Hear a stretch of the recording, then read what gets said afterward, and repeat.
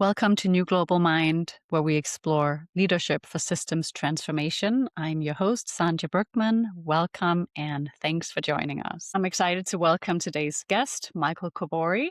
Michael has spent his career working to build a more just and sustainable world. He has served as the board of directors of Bunge Global, chief sustainability officer at Starbucks, vice president of sustainability at Levi Strauss, and various roles at the Asia Foundation, to mention some. Currently, he is a strategic advisor, an esteemed speaker at UN Forum, the Aspen Institute, and industry conferences. Michael is dedicated to nurturing the next generation. He has taught sustainability at the Haas School of Business, University of California at Berkeley, and other places, and has served as a mentor for 50/50 women on boards, just to mention a few of his accolades and roles. Michael, it is such a pleasure for me to have you here on the podcast today. Welcome. Thank you so much. It's great to be here, Sandra. Thank you for inviting me. So let's start with the bigger view on sustainability. What is sustainability looking like in the current macroeconomic and geopolitical climate from your perspective? Yes, I would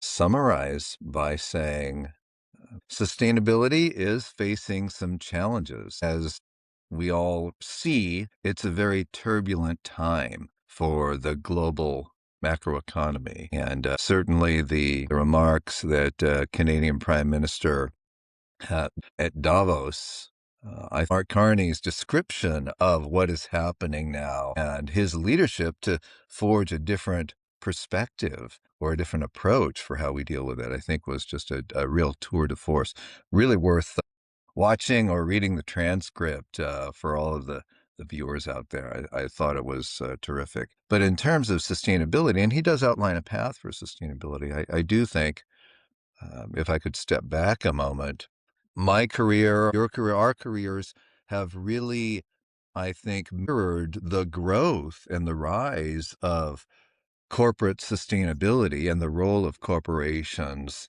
in doing something about climate, about pollution, water, and all of the key biodiversity, key issues that we face. And we were very fortunate that many things came together over the past 20, 30 years to support that and drive that movement, if we think about it. And certainly everything from, obviously the rise of the significance of the issues. We all started seeing and feeling them and experiencing them, but then also the recognition that, consumers care about what companies are doing in the space. Investors care about what companies are doing in the space. Employees, of course, as well as regulators.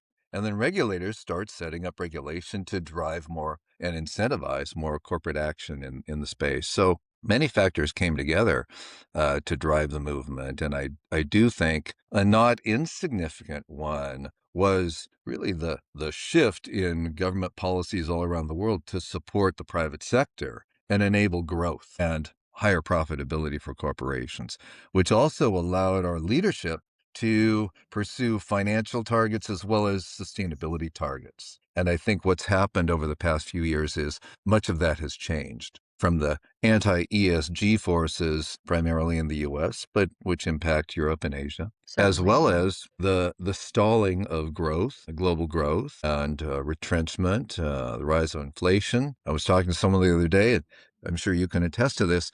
He told me that really, over the past decade, there has been pretty much zero growth in Europe. And so that has really constricted now corporates' ability to respond to both financial and sustainability targets. So I think we're at a very challenging time for sustainability today. Although I would say, compared to 10 years ago or so, we continue to make very good progress on a number of issues. It's just that, to your question, the situation today is quite challenging. People in the sustainability movement, if we can call it a movement, for me, it's just a way of seeing a natural way of conducting business and conducting leadership and conducting us on planet Earth. Yes. So what's the way forward? How can we sustainability leaders navigate this current climate? Yes. Well, I do think, coming back to that point where, growth has slowed, companies are all facing constriction around their margins, right? There's a tightening around margins, and there's a real renewed focus on top line, bottom line financials. And so what we're forced to do as sustainability leaders is to find the intersection between the vast array of initiatives that we may have had in the heyday of sustainability a few years ago, and the intersection between those initiatives and financial targets for the company. And so the intersection of those means there's a much smaller array of initiatives that we can undertake that really drive a financial success for our companies. And that is going to be the sweet spot as we go through certainly the coming few years, I would say. So those leaders who really understand sustainability from a broader perspective and business. So we need the business minds and the sustainability mind. So two languages speaking together. 100%. And I do think it's critical, right, for us as Mm. sustainability leaders in corporations. I mean, I think the most successful sustainability leaders in companies were always able to do that, to see how I sustainability agree. drove business value, right? But Absolutely. now Yeah. there's an even sharper point on it. And to those who say, well, we've had the business case for years, what's new about this? I would just say, we may have had the business case among ourselves, but what is most critical now is the business case has to be sharp enough so your CFO also signs up for it and helps to drive it. And that is the real, I think, litmus test these Mm. days for sustainability initiatives that are going to be successfully embraced by leadership. Yeah, and it also lends the question. Many people at the C-suite and more traditional business leaders have seen sustainability as cost to business rather than driving business growth. Are more people understanding the business premise of sustainability thinking, or is it still kind of divided out in the corporate world from your perspective? Again, I would say the most successful leaders, corporate leaders of sustainability, have understood that for many years and continue to drive those initiatives. I Mm, do believe that over the past 5 years, when we saw a real explosion in corporate sustainability initiatives and there was there was a boom time. I think that we had a number of folks enter the field that may have been attracted by different things rather than that ability to drive core business initiatives. And so what we're probably going to see or what we are seeing today and for the next few years is, I would think, a bit of self-selection for mm. people who may not be so attracted to what we're having to do now, which is really bear down and focus on driving business value through sustainability. Yeah, that's a good point. Influx of different types of people that might not have had the business mindset in the same capacity. So, really going back to core business and seeing where sustainability initiatives add real value to business. And I would add that because I've talked to several of my peers who say, gee, I don't really like this. I don't like the fact that we're not being as ambitious as we were and that we're having to constrain some of the things that we do, or it all has to drive the business. And my response is, look, if you work in a corporation, that is the choice that you make, Mm, right? The corporation exists to return value to its shareholders. It's not a nonprofit. It is not mission driven in the sense that the mission is to reduce your greenhouse gas emissions at all costs. And so we each individually need to make that analysis and that decision for ourselves. And what I say to friends who aren't happy with that decision of staying in corporate is there are other communities, organizations, institutions that are driving the systemic change that we mm. want to drive in different ways and who may be more mission driven. So think about the choices that you're making for yourself. Absolutely. Yeah. So if corporates are going to be less of the vehicle for driving systemic change, what are some of the entities that will be doing that work going forward? Right. I wouldn't necessarily say that corporates are going to be less. The corporates are still critical to driving the systemic change, right? Because they represent the backbone of how the system runs. So we need corporates to shift. But I Mm, think there may be others that are stepping up to be the catalysts in the way that corporates have been. At least in my experience, and some of the things that we've been able to do, which I know we'll talk about shortly. I have been thinking about this. I retired about a year ago from my full-time role as Chief Sustainability Officer at Starbucks, and I've been exploring this very question that you ask. Who is driving that change? And initially, my focus was on not on the public sector and public companies, but more on private wealth and private equity. And so I was exploring those communities, the private equity community, as well as private wealth holders, family offices, high net worth individuals, because they're less wedded to the quarterly financial results that Wall Street demands. They can take that longer term perspective. And many of them do take that longer term perspective and see the business value that sustainability can drive for the companies that they may own or be investing in. So I'm exploring that. And then the other area that I've been spending time on, which I have great hope for, is disruptive startups. Disruptive startups, I'm actually advising a couple of them, one in the circular economy space, sustainable packaging space, and then one in sustainable agriculture as well.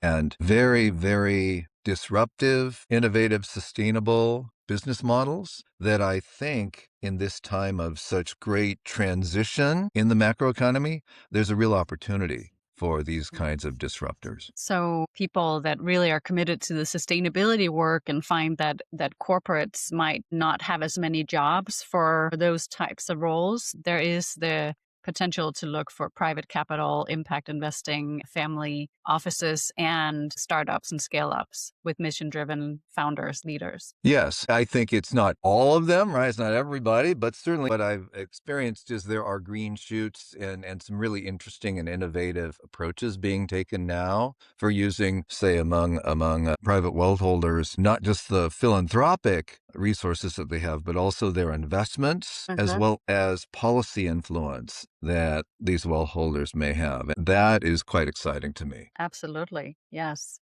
So policy, what are you seeing in that area? And will we see any more systemic initiatives from a policy and governmental perspective? It's a very interesting question. I am pessimistic that we'll see more initiatives at the Mm. national or global level simply because the current administration in the US is actively withdrawing support from global or national initiatives around sustainability. Certainly, we see that with COP. We see that with a number of other initiatives around, say, support for the EPA and their policies, Environmental Protection Agency in the US. So I do think, though, that when generally the cycle goes that when the federal government in the US pulls back from something, the states rise up to fill some of the gap. And a good example for me is around something called extended producer responsibility, EPR, around waste. And so a number of states have enacted or are ready to enact regulation that holds the producer of waste responsible for its collection, recycling, composting, and so forth. And so it puts it back on the producer, very similar to what Europe is doing. And we're seeing that at the state level. In fact, at Starbucks, one of the things I remember vividly is that by the year 2030, so in 5 years, half of all Starbucks stores in the US will be under some type of state level EPR regulation, which means the single use cups Starbucks will need to figure out a way to bring back those single use cups, recycle them, reuse them, compost them, and be responsible with Oh. that. Not only Starbucks, but the whole industry. So the system, to your point about system, the system will have to change. And that's being driven by state level regulation and policy. Well, that's excellent. With the single use packaging is a big issue globally, so that's going to be interesting to follow that journey. But I know you have some concrete examples from some of the work that you have done that I think are really relevant to dive into. How was it positioned to bring it into Starbucks and through the business? And also in terms of stakeholders, how did you engage the different stakeholders and drive initiatives that created more systemic types of change? Yes. Speaking of single use cups, when I joined Starbucks 6 years ago as the head of sustainability, I recognized and I said to myself, if there's one thing that we do, it's addressing the cup issue. Because every year, Starbucks uses 7 billion, with a B, single use cups globally. It really doesn't matter what else the company does around sustainability. If it doesn't address that issue, it won't have credibility in any of the other areas. And so we we set out to work on that. And one of the things that we did was we tried 30 different tests, pilots in different markets all around the world of bringing in your incentivizing customers bring in their personal cup for reuse, providing customers with a returnable cup, many different options. And in California, in a city in Northern California called Petaluma, we did a test with all the Starbucks stores there and we gave customers a cup that they could return. Use the cup, drink your beverage, and then you can return it. And here's the bin in the store where you can return it. And we tried that a couple of years ago, and it worked a little bit. We got a certain level of returns, but it wasn't what we needed to break even from an environmental or financial perspective. And then we had a lot of discussions about how do you solve this issue? And the team finally said, well, Michael, maybe we can't do it alone. I said, no, that's good. I've been telling you that for a long time. So they said, we can't do it alone. Maybe we need to get others. And so we worked with industry, and we brought in a nonprofit to help us out. And we gathered up all of the other competitors who also used cups. So Pete's, Dunkin', local coffee shops. And we said, how do we get together and get a solution and get a returnable cup that we all can use? And so the Closed Loop Fund, which is an industry group, helped bring everybody together. And they came up with what they called the purple cup, the purple returnable cup. I think you can see it here. Yep. And of course, we chose purple because purple is not the color of any of our brands, so it's fine. Everyone could use it. And we set up, yes, so it's neutral. We all put the bins in our own stores. We all agreed to use this. And we got the city government, the mayor's office also helped us. He put up bins throughout the city, put up big billboards telling people, hey, use the purple cup. And the pilot went live last summer.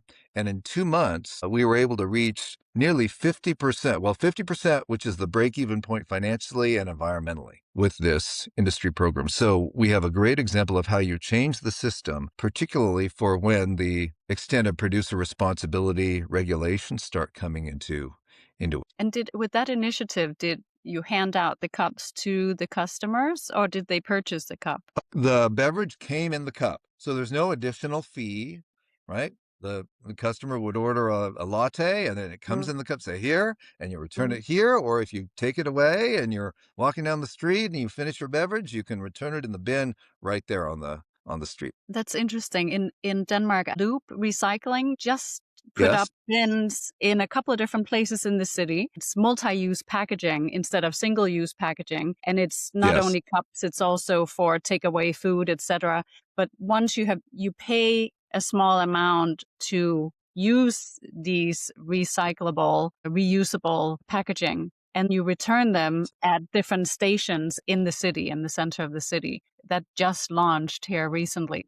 It's a yes, deposit model, which seems to right, have been also with bottles and juice, plastic containers, etc. They have that system in Denmark yes, that works quite well. So they've just initiated that with packaging. Well, yes. all Well, startup scale up that's running it yes. in conjunction with the city. The startup that I'm advising, I mentioned in the circular economy space, is one that actually makes these reusable clay packaging containers. And so this is for coffee. And there are a number of coffee shops in Europe. V Cafe in Switzerland uses it exclusively. And customer gets the beverage in there, and they can bring it back, reuse it as a personal cup, and so forth. And their whole thing, if we think about the bigger system, this company's thing is they don't just manufacture these cups. What they do is they use robotics to automate the production process, and their goal is to fit that factory into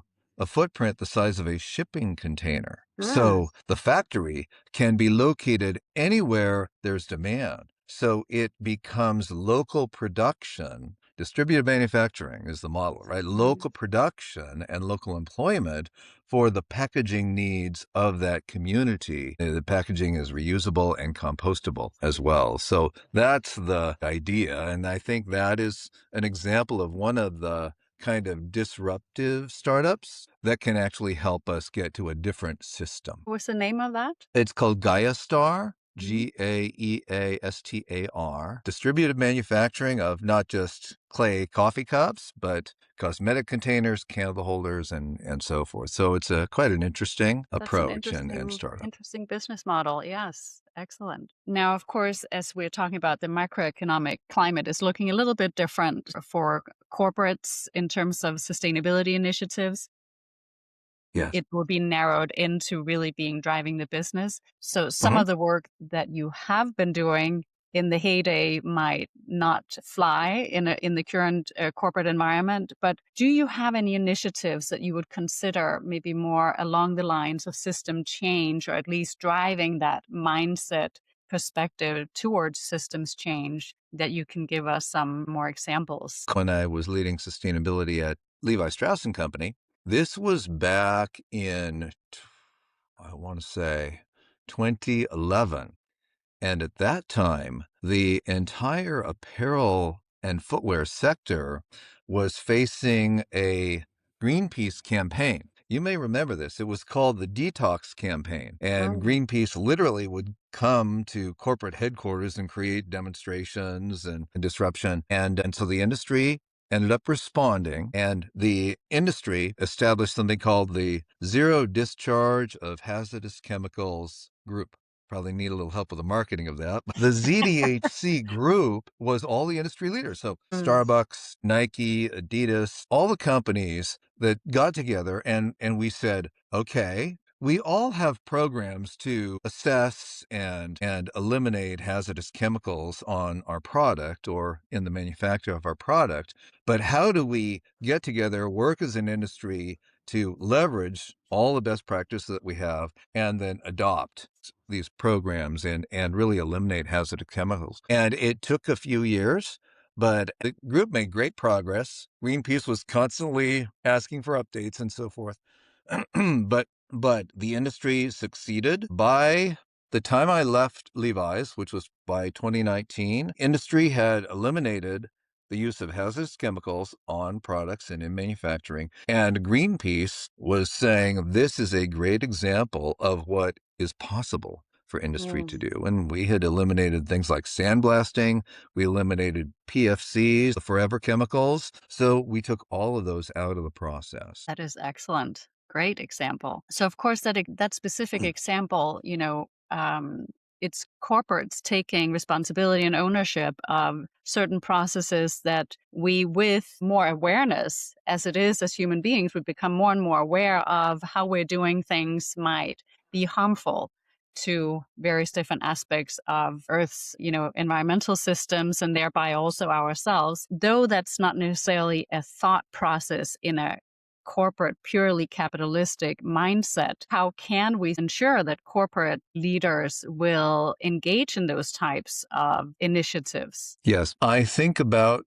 our conversation that we've been having. I think there's a number of ways that bring corporates to the table to work together to address systemic issues. One that we talked about, the example of the extended producer responsibility, is regulation, of course. Regulation brings us Mhm. to the table. And if we collaborate on that, we can be much more effective and efficient for our companies. The Greenpeace example is activists or consumer engagement can really bring companies to the table, particularly if it's a significant issue like chemical usage. And then the other example that I can think of is, voluntary action and leadership by corporates is not dead, right? It still happens. It happened more, perhaps, a few years ago, but it's still going on. And a great example for me is around a global issue, not a specific industry product issue. This is a global issue, and it's water. 2007, I remember, because I was there. Something called the CEO Water Mandate was established, and there was the CEOs of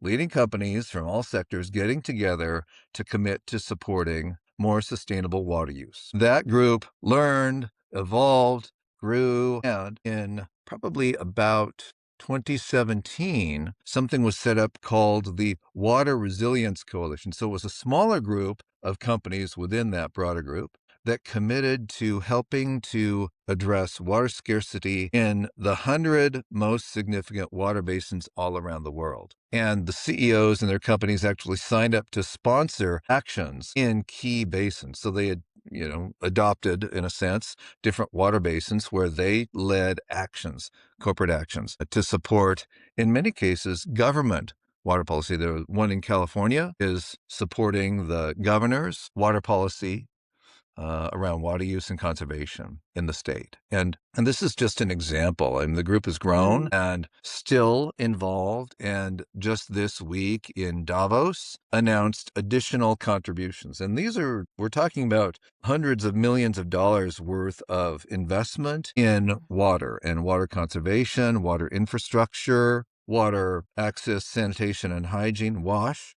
So these companies, and they're large corporates, continue their leadership in water stewardship. And it's something that is just gratifying for me to see that even Mm. given everything that's going on, ESG pushback, these companies continue to exert leadership. That's very promising to hear. And also, water certainly is a very important and critical issue globally, not only the adaptation and mitigation, but really ensuring a very finite resource where we have crossed the planetary boundaries. So Yes. it's important that there's focus on that. Now, in the beginning of our talk, we talked about there's has to be that business argument. And then now we talk about this initiative where if you had to sell it in to the C-suite, your CFO, how would that business argument look? Or maybe that is not possible in this type of initiative. Just this week at Davos, many of the companies that are working on water and taking leadership in this Water Resilience Coalition, they're also participating in something called the Water Equity Fund that was originally set up with Water.org is a long-standing water nonprofit that's focused on water and the water needs of people in developing countries all around the world. And a number of years ago, they set up a fund called Water Equity. And many companies, including Starbucks, we were one of the lead investors. We all invested about $120 million to support water equity programs in developing countries around the world. And just this week in Davos, Matt Damon, who's one of the co-founders of Water.org, announced an initiative called Get Blue with many of these companies where, and we'll get details later, but it really amounts to the company's products and services being associated or being utilized to support water initiatives all around the world. I think a number of years ago, you probably remember there was a Project Red to support AIDS, and Mm. companies would sell their products and the proceeds would go to supporting Project Red, supporting HIV/AIDS initiatives all around the world. So I think this is a very similar kind of idea for these companies to support water. So it is still the more of the nonprofit type of business model. It's not a capitalistic business model, so to speak, which of Well, course I is think that what fine. the yeah, well, I think what the companies are doing is utilizing their products and their market power to be able to bring attention to water issues and then generate contributions that will support water Mm. initiatives around the world. So very interesting approach to help to commercialize in a very positive way and make people more aware about the water crisis that we're facing. That's excellent. The educational aspect. How can we educate more people around the water issues? And also, how do we value water? Because many people don't put a value on water. Yes. And the system that we are in, if there's no perceived value, we don't care for it in the same way. It's really interesting how water is such foundational for life and that we actually don't value it. But interesting that corporations and any type of company can really use their vehicle for education purposes in that respect. I look forward to reading up on that. That's a great example. Yes. Earlier, you mentioned the collaboration aspect, many different Hmm. corporates going together around the chemicals, bringing awareness, but also taking chemicals out of production. The collaboration aspect, becoming better at collaborating on different type of issues. Is that something we'll see increase? I certainly hope so. And one of my beliefs is that in this period where sustainability initiatives are getting challenged by the federal government and there's this pushback on ESG, one of the things we certainly see is companies are reticent to communicate publicly about what they're doing. Doesn't mean they're not Mm. doing it. It just means that they don't want to communicate and then become a target. Yes. And one of my one of my beliefs is that during a time like this, there is strength in numbers. And it actually is better for companies to collaborate with each other, not only to get things done like the Purple Cup project in Petaluma to encourage returnable cup programs, but it does a couple of things for a company. One, spreads the risk and spreads the cost. So the industry is doing it. You're not having to bear the entire cost of that initiative. But what it also does is it makes a better argument for your leadership. Everybody's doing this. Everybody's on board. It's not us that's taking the risk and the cost all by ourselves. And so it really strengthens the initiative. Now, Mm. I say all of this, but in the end, in my experience, know that it comes down to leadership. It can be a great idea. It can be a shared problem or challenge. But if there isn't the right leadership, nothing will happen. The right And so it's leadership to real. support the initiative Yes. Yes. The right leadership to support the initiative and to bring everybody together. Look, and to I drive it. think yes. And leadership means having the courage to speak up and advocate for the program and the collaboration. It Mm. means having the internal influence to be able to get your company to commit the resources to say, okay, we're in on this, and then knowing that others will follow your example. Everyone's just waiting for one person, one company to step up and commit. And so it's the ability to do those two things, as Mhm. well as I believe, in my experience, to create the right culture for that initiative where we're all in this together. No one's trying to gain a competitive advantage. This is for the benefit of the industry and for all of us and for our customers and Mm. for our employees. And that the right culture is also a critical element of success for these types of collaborative initiatives. Can you say something more about the culture? What type of culture is needed and how does that? What ingredients? Yes. Well, again, in my experience, the type of culture that's needed is one that is, number one, it is selfless, demonstrating through example, we're not in this for our competitive advantage, for Starbucks' benefit. We're in this initiative to benefit the industry because it's a shared issue that all of us have, and we're trying to change consumers. So we're in it for the right reasons. It's not a competitive thing. And you demonstrate Mhm. that through example. I think it's also very important to create a culture very similar to the management culture or the team culture that is successful, which is a culture that everyone feels they can speak up and share their perspective. And there's that safety and that trust to be able to do that. There's a book that I've always recommended to folks who are in leadership roles trying to create this culture. And it's a book called The Culture Code. And it's a fascinating book, very easy to understand, very good and everyday examples of teams that have sustained success over decades. And that culture is all about the leader being able to create a safe space, the leader acknowledging they don't know everything, and they need everyone on the team to contribute, to speak up, to share their ideas for the benefit of the greater good. And how many of those types of leaders do we currently have in top leadership in corporates? Well, I think there's quite a few. I Good. think this leadership approach is gaining, I believe, more and more traction. And many people who I mentioned this book to say, oh, yeah, I love that book. That's one of my favorite books, too. So people are starting to think differently Yeah. about leadership.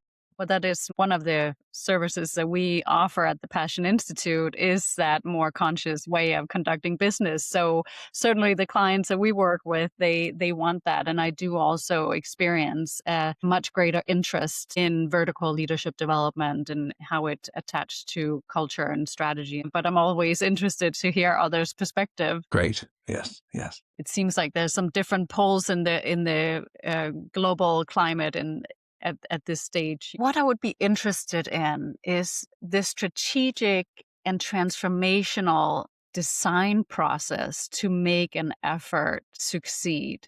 Do you have any tips on how you approached more systemic change efforts? If I reflect on some of the initiatives that I described, the one around eliminating hazardous chemicals as an example, I think the key elements are Number one, there has to be a systemic challenge that is shared by all of you or all the companies involved or whoever that may be, right? So it's a shared challenge. I think it's very important to bring all of the key stakeholders together um, initially. So all the affected companies. It can't be just me sitting there with my team figuring out the answer and then going to everybody else. You got to Mm. start with everybody in the room and brainstorming together. One of the tools that we found very, very helpful was I'm sure this is what you do, right? To do a system map. I used to get very frustrated with this because our colleagues at Nike, my friends at Nike, love to do this. And they would create the systems map. Here's the system of chemicals that are used in the apparel sector and footwear sector. And here's the suppliers, the big chemical companies, the brands, the consumers, right? You do the big web, the whole systems map. You do the systems map, and then you identify what are those intervention points that are actually going to make a difference in shifting the system. And yeah, I used to get frustrated because I used to think that was a very tedious analysis, but now I realize it works and I understand the importance of it. So Yeah. I think that's very important. So to know that you're focusing on the right choke points, because Mm. there's many things you could do and you can wear yourself out. You could exhaust yourself trying to focus on everything. But Yes. doing that systems map enables you to really get certain key areas of focus.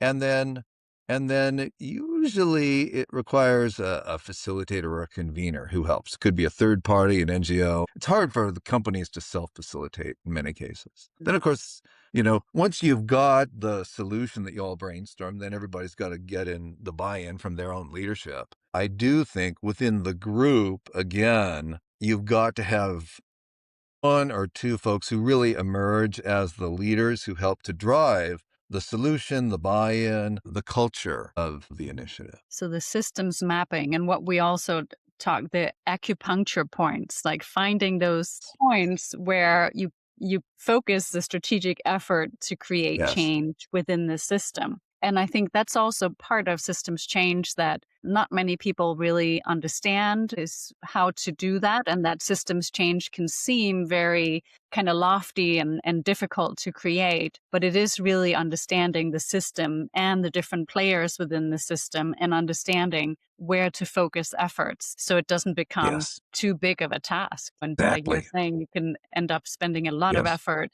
and create no results. So having people that understand how to read the system and where those pressure points, acupuncture points actually are, that's an Yes. important skill to have the right people in that room as well. Yes, it's very much of a skill and a discipline, and I do think it's important to have everybody in the room because everybody has their own point of view. Oh, we need to focus on the supplier, the chemical suppliers, or we need to focus on the brand. Everyone has their own point of view, and so to go through the exercise together of, well, Mm. actually, here are the key acupressure points, as you put it, and why, and everybody understanding that, and then you can get everybody to buy in and focus on those key interventions rather than trying to go all over the map. Really Yeah. critical. The framing of making sure that everyone understands why is that a good place to set in, Yes. to frame it in a way that everyone Yeah. understands what's actually going on here and where the boundaries are and how the efforts is going to look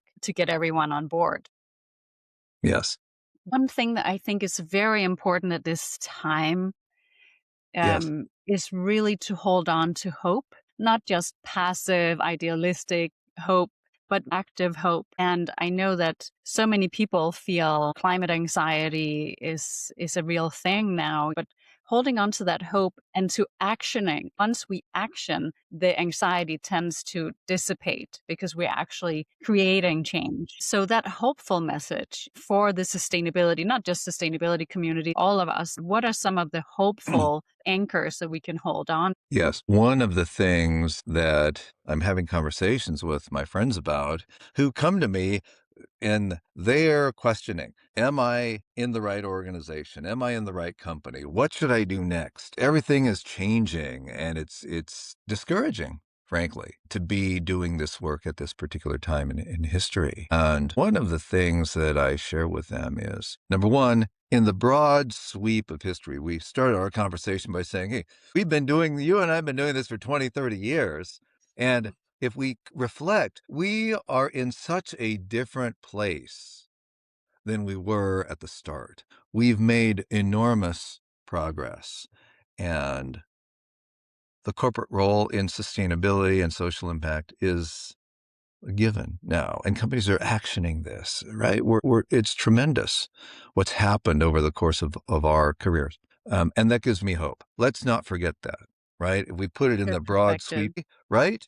We're doing terrific Mm. things. It is discouraging in the short term, certainly. And I do think that the broader, as we talked about at the beginning, the broader disruption that is happening in the global macroeconomy. What did Prime Minister Mark Carney say? The rupture in the global order that is happening now can be Mm. very discouraging. However, with any huge change like that and disruption comes enormous opportunity, right? Because everything is changing. And so there are all kinds of opportunities to do things differently, right? And Yeah. I think one thing we have to remind ourselves is in order to take most advantage of this disruption that's happening, we may personally need to take some risks. I was telling a good friend this yesterday, actually, because he was asking me the same thing. I want to shift my career. I've been in nonprofit. How do we get into corporate? I said, well, let's think about this. What's happening? And he was hesitant to take a risk. And I said, look, there is so much opportunity, but we all have to be prepared to change a little bit, to move, to do something in the unknown that we may not be comfortable with. Mm. And I think that is something that for those of us who are able to, steel ourselves, take a deep breath, and take those well-informed risks, knowing that things are changing, but here are some really interesting opportunities and what the future economy needs to look like. It can be a very, very exciting time for us. And I think it, especially because we can't know for sure. And often, as many people, we would like to know and see the clear path. And when I take these and Yes. these steps, then I'm going to end up. And right now, we're at the edge of creating the new. What is emerging? What wants to emerge? And how do we place our time, effort, and capabilities towards that? It's a courageous exercise. It's also a visioning exercise, and definitely important not to be, allow ourselves to get too stuck in that fear or anxiety or wait and see, because that's stagnation, wait and see. And we don't Right. do anything at all. That's, I think, is a place that many people can fall into, top leaders. And I think that's a place we don't want to end or stay for very long. Then it's better to actually action. And the path appears, as it is said in Zen Buddhism. Sometimes we can't see the path when we wait and see. It's like we get stuck in that freeze response because so many significant and chaotic experiences are taking place globally. And that wait and see, it's not going to blow over. There is its complexity and its chaos, and we need to actually learn to navigate and lead in that context. Yes, absolutely. And, as I think about the past year for me, I mean, certainly, right, I have to acknowledge I'm very privileged, right? I'm retired, I'm doing fine financially, and so I have the luxury of being able to explore what's Mm. next, right? I'm retired from the corporate sustainability world and roles, and so I can explore